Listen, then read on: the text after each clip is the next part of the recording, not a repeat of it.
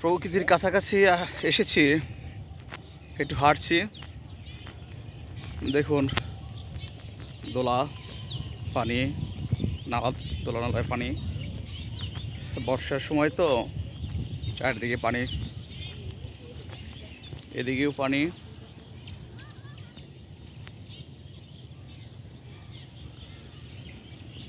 সব দিকেই পানি।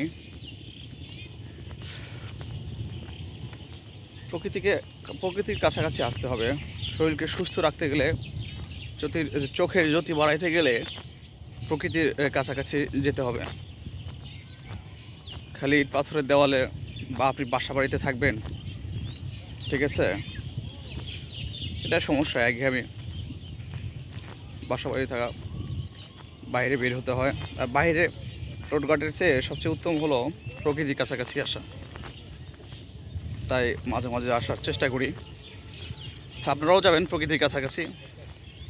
আর প্রকৃতির কাছাকাছি থেকে ভিডিও যদি পারেন আপনারা পোস্ট করতে পারেন, তাহলে সেই ভিডিওগুলো দ্রুত ভাইরাল হয়। তো আমার মনে হয় যে প্রকৃতির কাছাকাছি সবসময় যাওয়ার চেষ্টা করবেন। এবং যারা বিভিন্ন নতুন কন্টেন্ট ক্রিয়েটার, তারা এই প্রকৃতিকে দৃশ্যায়নে ধারণ করে আপনারা বিভিন্ন ভিডিও পোস্ট করতে পারেন।